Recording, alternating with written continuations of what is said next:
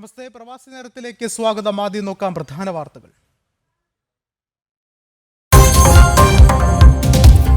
Operation സിന്ധൂറിനെ കുറിച്ച് വിശദീകരിക്കാനുള്ള ഭാരതത്തിന്റെ പ്രതിനിധി സംഘം കുവൈറ്റിൽ സന്ദർശനം നടത്തി. 2 ദിവസത്തെ സന്ദർശനം ഭീകരതയ്ക്കെതിരെ ഇന്ത്യയുടെ നിലപാട് വ്യക്തമാക്കിക്കൊണ്ട്.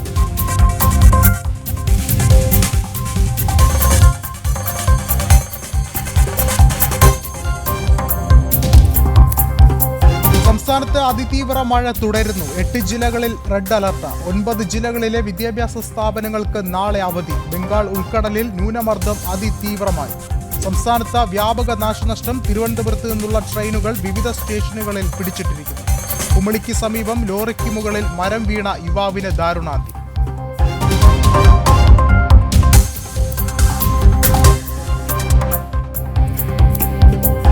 കപ്പൽ അപകടം ആശങ്കയുണ്ടാക്കുന്നതെന്ന മുഖ്യമന്ത്രി. കപ്പലിന്റെ സ്ഥാനം കണ്ടെത്താൻ സോണാർ സർവേ നടത്തും. മത്സ്യത്തൊഴിലാളി കുടുംബങ്ങൾക്ക് സഹായം പ്രഖ്യാപിച്ചതായി മുഖ്യമന്ത്രി.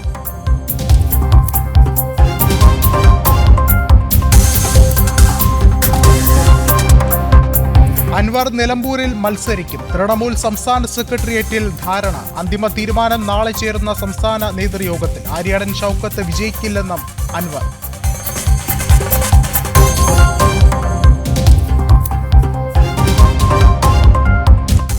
മമതാ സർക്കാരിനെതിരെ ആഞ്ഞടിച്ച പ്രധാനമന്ത്രി. കേന്ദ്ര പദ്ധതികൾ നടപ്പിലാക്കാത്തതിൽ വിമർശനം. ബംഗാൾ സർക്കാർ അഴിമതിയിൽ മുങ്ങി. നരേന്ദ്രമോദിയുടെ പശ്ചിമ ബംഗാൾ സന്ദർശനത്തിന് തുടക്കം.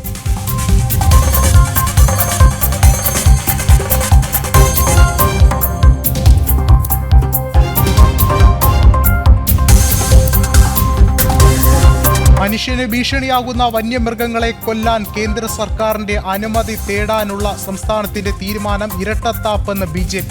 മനുഷ്യ വന്യജീവി സംഘർഷം കുറയ്ക്കാൻ കേന്ദ്രം മുന്നോട്ട് വയ്ക്കുന്ന പല പദ്ധതികളും സംസ്ഥാനം നടപ്പാക്കുന്നില്ലെന്നും രാജീവ് ചന്ദ്രശേഖർ.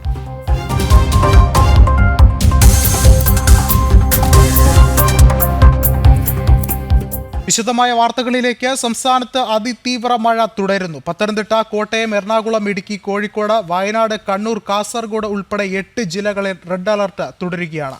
ബംഗാൾ ഉൾക്കടലിൽ രൂപം കൊണ്ട ന്യൂനമർദ്ദം കരയിൽ പ്രവേശിച്ച തീവ്ര ന്യൂനമർദ്ദമായി മാറി. അതിശക്തമായ മഴയിൽ ജില്ലകളിൽ വ്യാപക നാശനഷ്ടങ്ങളും ഉണ്ടായി. കൊല്ലം കടക്കാവൂരിന് സമീപവും കഴക്കൂട്ടത്തും റെയിൽവേ ട്രാക്കിൽ മരം വീണു. തുടർന്ന് തിരുവനന്തപുരത്ത് നിന്നുള്ള ട്രെയിനുകൾ വിവിധ സ്റ്റേഷനുകളിൽ പിടിച്ചിട്ടിരിക്കുകയാണ്. അതേസമയം 9 ജില്ലകളിലെ വിദ്യാഭ്യാസ സ്ഥാപനങ്ങൾക്ക് അവധി പ്രഖ്യാപിച്ചു. ആലപ്പുഴ ജില്ലയിൽ കുട്ടനാട് താലൂക്കിൽ മാത്രമാണ് നാളെ അവധിയുള്ളത്. കൂടുതൽ വിവരങ്ങളുമായി തിരുവനന്തപുരത്ത് നിന്ന് ശാലിനി ചേർന്നുണ്ട്. ശാലിനി, ശക്തമായ മഴ, അതുപോലെ തന്നെ വിവിധയിടങ്ങളിൽ കനത്ത നാശനഷ്ടം. ഏറ്റവും ഒടുവിൽ തിരുവനന്തപുരത്തും കൊല്ലത്തും ഭാഗങ്ങളിൽ റെയിൽവേ ട്രാക്കിൽ മരം വീണ തടസ്സമുണ്ടായിരിക്കുകയാണ്, ഗതാഗത തടസ്സം. എന്താണ് നിലവിലെ സാഹചര്യം? മറ്റു വിവരങ്ങൾ എന്തൊക്കെ?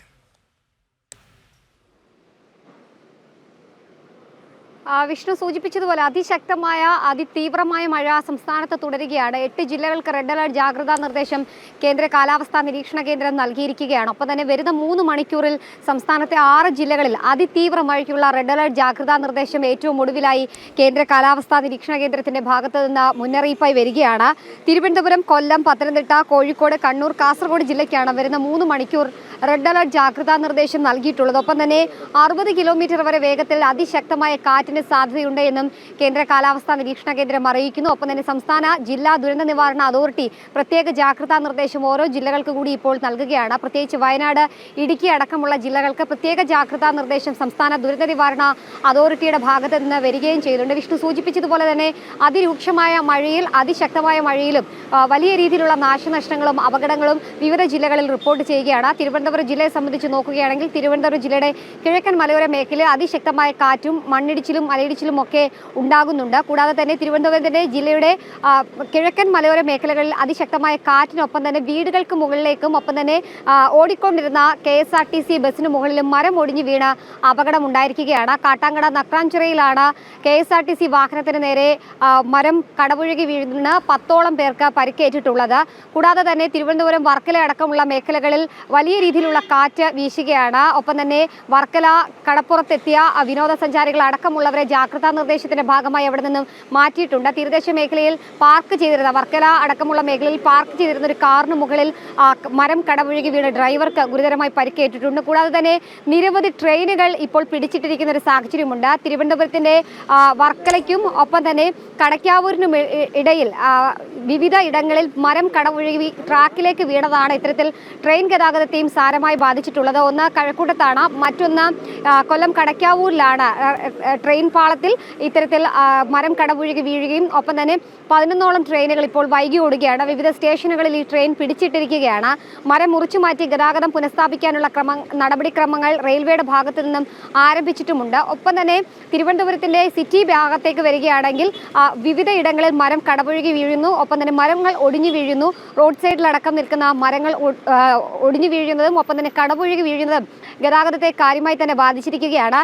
MC റോഡിൽ തിരുവനന്തപുരം ഉള്ളൂരിനും ഒപ്പം തന്നെ കേശവദാസപുരത്തിനും ഇടയിലായി മരങ്ങൾ ഒടിഞ്ഞു വീണ് ഗതാഗതം സാരമായി തന്നെ നിയന്ത്രിക്കപ്പെട്ട സാഹചര്യം കൂടിയുണ്ട്. അത്തരത്തിൽ വ്യാപകമായ നാശനഷ്ടങ്ങൾ, വ്യാപകമായ മഴക്കെടുതിയാണ് ഇപ്പോൾ സംസ്ഥാന വ്യാപകമായി ഉണ്ടായിക്കൊണ്ടിരിക്കുന്നത്. അതീവ ജാഗ്രത പുലർത്തണമെന്നുള്ളതാണ് കേന്ദ്ര കാലാവസ്ഥാ നിരീക്ഷണ കേന്ദ്രത്തിന്റെ സംസ്ഥാന ദുരന്ത നിവാരണ അതോറിറ്റിയുടെയും അറിയിപ്പ്. ഒപ്പം തന്നെ 56 ദുരിതാശ്വാസ ക്യാമ്പുകൾ സംസ്ഥാനത്ത് ഇതുവരെ തുറന്നിട്ടുണ്ട്. 1000-ലധികം ആളുകൾ ഈ ദുരിതാശ്വാസ ക്യാമ്പുകളിൽ കഴിയുന്നുണ്ട് എന്നുള്ളതാണ് അല്പസമയം മുമ്പ് മുഖ്യമന്ത്രി പിണറായി വിജയൻ വാർത്താ സമ്മേളനം നടത്തിയപ്പോൾ അറിയിച്ചിട്ടുള്ളത്. ഒപ്പം തന്നെ 9 NDRF സംഘങ്ങൾ സംസ്ഥാനത്തിന്റെ വിവിധ ജില്ലകളിൽ തുടരുന്നുണ്ട്. ഇടുക്കി അടക്കമുള്ള ജില്ലകളിലേക്ക്, പത്തനംതിട്ട അടക്കമുള്ള ജില്ലകളിലേക്ക് വരും ദിവസങ്ങളിൽ കൂടുതൽ NDRFന്റെ സംഘം എത്തുമെന്നും മുഖ്യമന്ത്രി അറിയിക്കുകയുണ്ട്. എന്തായാലും അതീവ ജാഗ്രതയിലാണ്, ആശങ്കപ്പെടേണ്ട സാഹചര്യം അതീവ ജാഗ്രത പുലർത്തുകയാണ്. സംസ്ഥാനമെമ്പാടും ജാഗ്രത തന്നെയാണ് ഇപ്പോഴുമുള്ളത്. മറ്റ് മുന്നൊരുക്കങ്ങൾ കൂടി നടക്കുന്നുണ്ട്. ശാലിനിയാണ് വിശദമായ റിപ്പോർട്ടുകൾ നൽകിയത്. മറ്റു വാർത്തകളിലേക്ക്. ഇടുക്കി കുമളിക്ക് സമീപം വൻ മരങ്ങൾ കടപുഴകി ലോറിക്ക് മുകളിലേക്ക് പതിച്ച് യുവാവിന് ദാരുണാന്ത്യം. ചങ്ങനാശ്ശേരി കുറിച്ചി സ്വദേശി ശ്രീജിത്ത് മനോജാണ് മരിച്ചത്. വാഹനത്തിനുള്ളിൽ കുടുങ്ങിയ ഡ്രൈവറെയും മറ്റൊരാളെയും നാട്ടുകാർ ചേർന്ന് രക്ഷപ്പെടുത്തി. 2 മണിക്കൂർ നീണ്ട ശ്രമത്തിനൊടുവിലാണ് മരങ്ങൾ മുറിച്ചു നീക്കി ക്യാബിൻ പൊളിച്ചുകൊണ്ട് ശ്രീജിത്തിനെ പുറത്തെടുക്കാനായത്.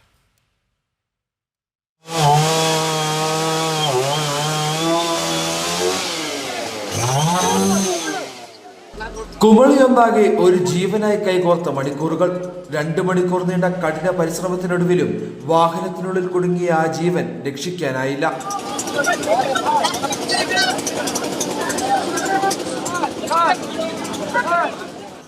തമിഴ്നാട്ടിലെ പെരിയകുളത്തേക്ക് തടിയുമായി എത്തിയ ലോറിയുടെ സഹായിയായിരുന്നു കോട്ടയം ചങ്ങനാശ്ശേരി കുറിച്ചി സ്വദേശിയായ ശ്രീജിത്ത്. 9 മണിയോടെ കുമളിയിലെത്തിയ വാഹനത്തിന് തകരാർ സംഭവിച്ചതിനെ തുടർന്ന് അതിർത്തി ചെക്ക് പോസ്റ്റിനോട് ചേർന്ന് വാഹനം പാർക്ക് ചെയ്യുകയായിരുന്നു. ഡ്രൈവർ വിപിൻ വാഹനത്തിന്റെ തകരാർ സംബന്ധിച്ച് കമ്പനിയിൽ വിവരമറിയിച്ച ശേഷം വാഹനത്തിൽ തുടർന്നു. വിപിനും ശ്രീജിത്തിനും പുറമെ ഇവരുടെ സുഹൃത്ത് റോഷനും ഉണ്ടായിരുന്നു. ഉച്ചതിരിഞ്ഞ് 2 മണിയോടെ വലിയ 2 മരങ്ങൾ കടപുഴകി വാഹനത്തിന്റെ ക്യാബിന് മുകളിലേക്ക് പതിച്ചു. വിപിനെയും റോഷനെയും വാഹനത്തിന്റെ മുൻചില്ല് പൊളിച്ച് പുറത്തെടുത്തു. ഉറങ്ങുകയായിരുന്ന ശ്രീജിത്ത് ക്യാബിനുള്ളിൽ കുടുങ്ങി. കേരളത്തിൽ നിന്നും തമിഴ്നാട്ടിൽ നിന്നുമുള്ള ഫയർഫോഴ്സ് യൂണിറ്റുകളും കുമളിയിലെ പൊതുജനങ്ങളും സംയുക്തമായി നടത്തിയ രക്ഷാപ്രവർത്തനത്തിനൊടുവിലാണ് ശ്രീജിത്തിനെ പുറത്തെടുക്കാനായത്.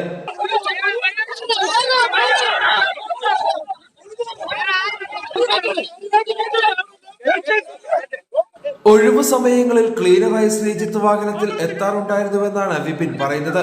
അപകടം നടന്ന സ്ഥലം തമിഴ്നാട് പോലീസിന്റെ അധീനതയിലായതിനാൽ ബന്ധുക്കൾ എത്തുന്ന മുറയ്ക്ക് കമ്പത്തെ ഗവൺമെന്റ് ആശുപത്രിയിലേക്ക് മൃതദേഹം മാറ്റും. പോസ്റ്റ്മോർട്ടം നടപടികൾക്ക് ശേഷമാകും പിന്നീട് മൃതദേഹം ബന്ധുക്കൾക്ക് വിട്ടു നൽകുക. ജനം, ഇടുക്കി. ഓപ്പറേഷൻ സിന്ദൂറിനെ കുറിച്ച് ലോകരാജ്യങ്ങളോട് വിശദീകരിക്കുന്നതിന്റെ ഭാഗമായി ഭാരതത്തിന്റെ പ്രതിനിധി സംഘം കുവൈറ്റിൽ സന്ദർശനം നടത്തി. ഭീകരതയ്ക്കെതിരെ ഇന്ത്യയുടെ ഉറച്ച നിലപാട് ശക്തമായി ആവർത്തിച്ചുകൊണ്ടായിരുന്നു 2 ദിവസത്തെ സന്ദർശനം സംഘം പൂർത്തിയാക്കി മടങ്ങിയത്.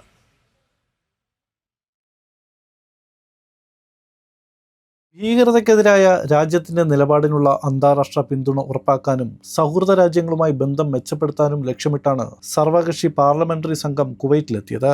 ഭീകരതയ്ക്കെതിരായ രാജ്യത്തിന്റെ ഏകകമാന നിലപാട് ആഗോള സമൂഹത്തിനു മുന്നിൽ ശക്തമായി പ്രതിപാദിച്ചുകൊണ്ടായിരുന്നു വിവിധ രാഷ്ട്രീയ കക്ഷികളുടെ പ്രതിനിധികളടങ്ങിയ സംഘം സന്ദർശനം വിജയകരമായി പൂർത്തിയാക്കിയത്.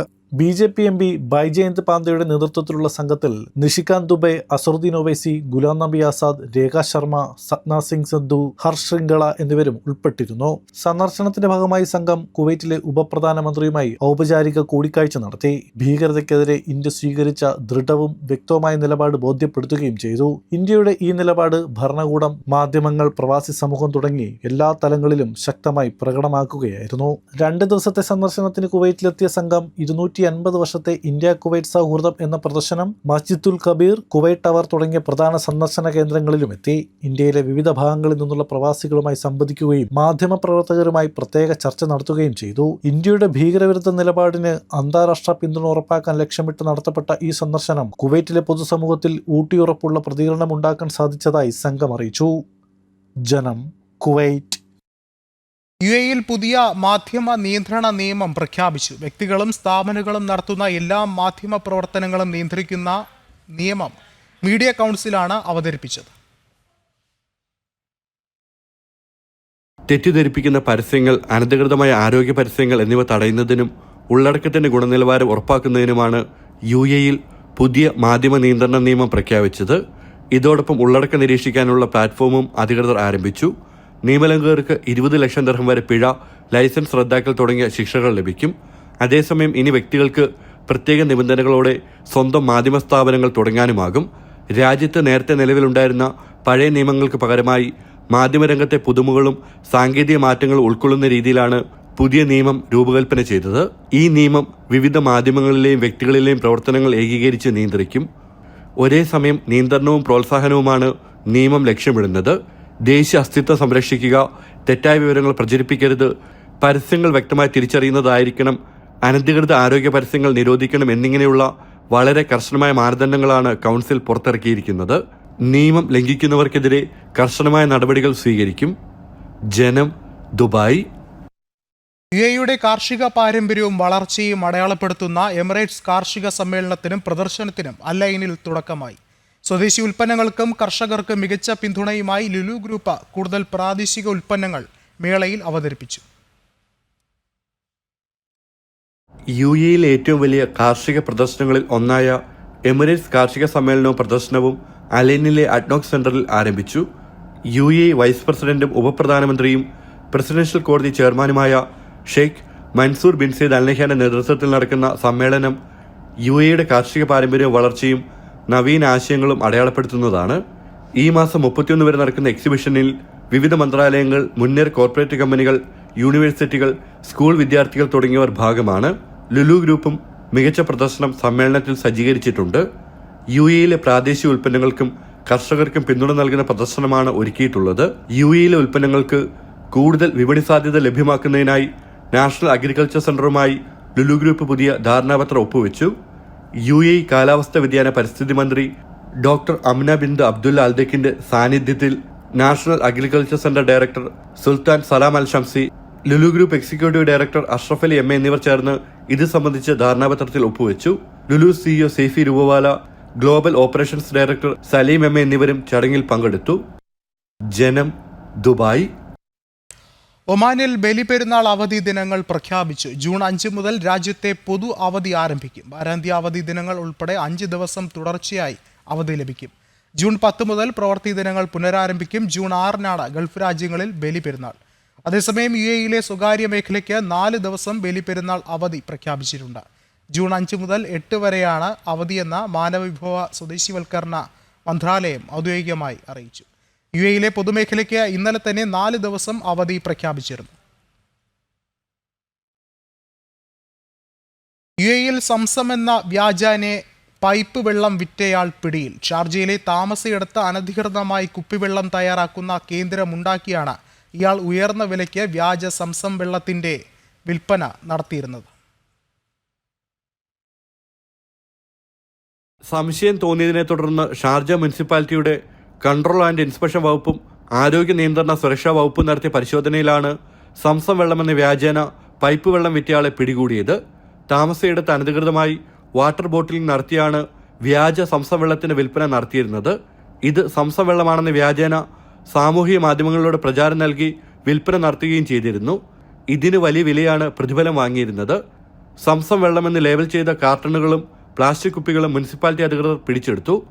പിടിയിലായ വ്യക്തിയുടെ ഉടമസ്ഥതയിലുള്ള കമ്പനിയുടെ പേരിലുള്ള സാമ്പത്തിക ഇൻവോയ്സുകളും കണ്ടെത്തിയിട്ടുണ്ട്.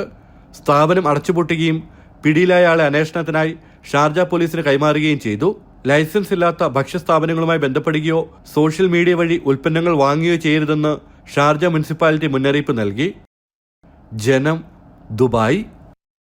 അസം സ്വദേശിയുടെ മൊബൈൽ ഫോണിൽ നിന്നും പാകിസ്ഥാൻ ഫോൺ നമ്പറുകൾ ഉൾപ്പെടുന്ന വാട്സപ്പ് ഗ്രൂപ്പ് കണ്ടെത്തി. മുബാറക് ഹുസൈൻ എന്ന വിവിധ ഭാഷാ തൊഴിലാളിയുടെ ഫോണിലാണ് സംശയാസ്പദമായ രീതിയിൽ വാട്സപ്പ് ഗ്രൂപ്പ് കണ്ടെത്തിയത്.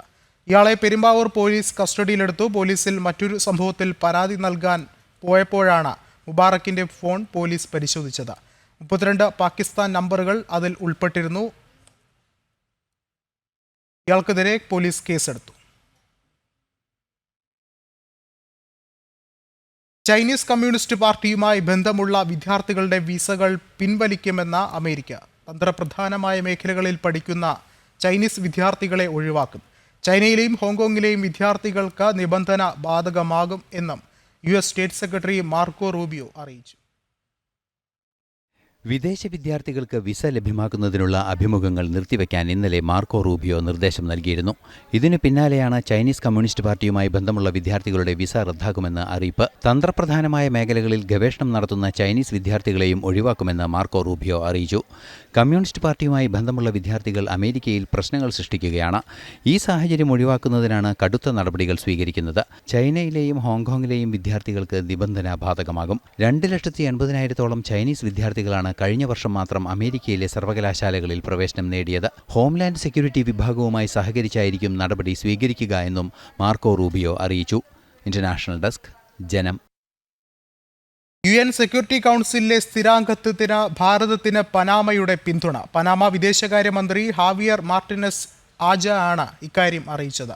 ഓപ്പറേഷൻ സിന്ദൂർ വിശദീകരിക്കാൻ പനാമയിലെത്തിയ ശശി തരൂരും സംഘവുമായുള്ള ചർച്ചയിലാണ് അദ്ദേഹം തന്റെ നിലപാട് വ്യക്തമാക്കിയത്. ഐക്യരാഷ്ട്രസഭ സുരക്ഷാ കൗൺസിലിൽ ഭാരതം സ്ഥിരാംഗം ആകണമെന്ന ആവശ്യം നിരവധി രാജ്യങ്ങൾ മുന്നോട്ട് വച്ചിരുന്നു.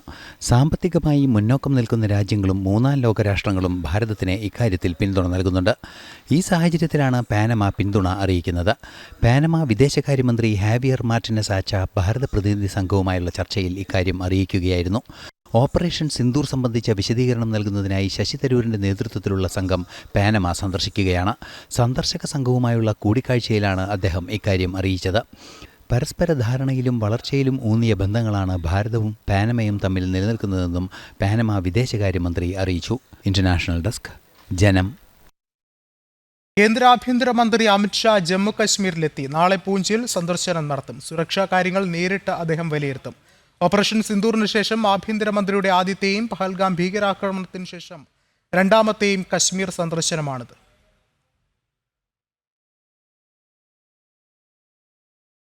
PV അൻവർ നിലമ്പൂരിൽ മത്സരിക്കും. തൃണമൂൽ കോൺഗ്രസ് സംസ്ഥാന സെക്രട്ടേറിയറ്റിലാണ് മത്സരിക്കാൻ ധാരണയായത്. അന്തിമ തീരുമാനം നാളെ ചേരുന്ന സംസ്ഥാന നേതൃയോഗത്തിന് ശേഷം ഉണ്ടാകും. നോമിനേഷൻ നൽകാനുള്ള ഒരുക്കത്തിൽ തൃണമൂൽ കോൺഗ്രസും തയ്യാറെടുക്കുകയാണ്. അതേസമയം UDF സ്ഥാനാർത്ഥി ആര്യടൻ ഷൗക്കത്തിനെതിരെ രൂക്ഷ വിമർശനവുമായി PV അൻവർ രംഗത്തെത്തി. ഷൗക്കത്ത് മണ്ഡലത്തിൽ വിജയിക്കില്ലെന്നും അൻവർ പറയുന്നു.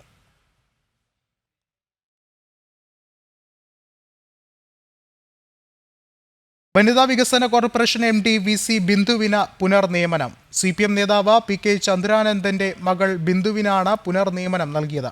KMML ഡെപ്യൂട്ടി ജനറൽ മാനേജറായിരുന്നു ബിന്ദു. അതേസമയം കോടിയേരിയുടെ ഭാര്യ സഹോദരന് നിയമനമില്ല. SR വിനയ്കുമാറിനെ കഴിഞ്ഞ ദിവസം ഇത് സംബന്ധിച്ച് പുറത്താക്കിയിരുന്നു. കെൽപ്പാമിലെ MD ആയിരുന്നു വിനയ്കുമാർ.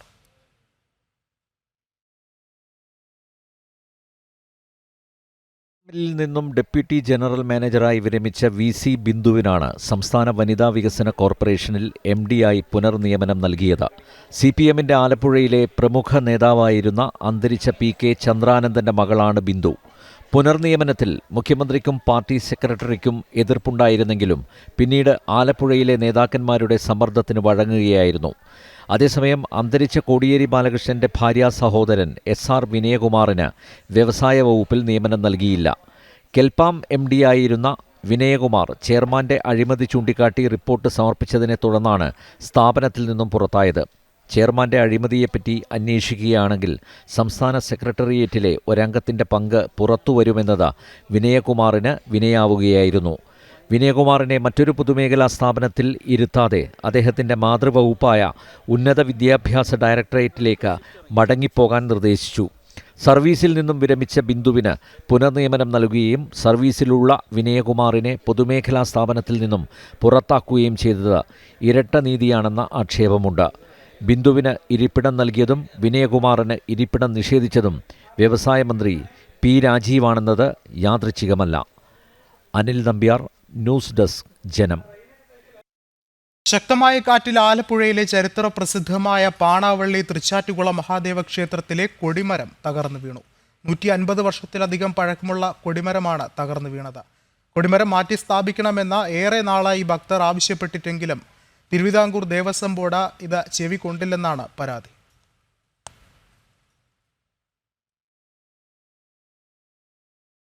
ബെവ്കോ ഔട്ട്ലെറ്റുകളിൽ പരീക്ഷണാടിസ്ഥാനത്തിൽ നടപ്പിലാക്കിയ ഷിഫ്റ്റ് സമ്പ്രദായത്തിൽ മാറ്റം. 4 ഷിഫ്റ്റ് ഉണ്ടായിരുന്നത് 2 ചുരുങ്ങും. ജീവനക്കാരുടെ എതിർപ്പിനെ തുടർന്നാണ് നടപടി. സമ്മതപത്രം നൽകി താൽപ്പര്യം അറിയിക്കുന്നവരെ മാത്രമാകും ഷിഫ്റ്റ് സമ്പ്രദായത്തിൽ ഉൾപ്പെടുത്തുക.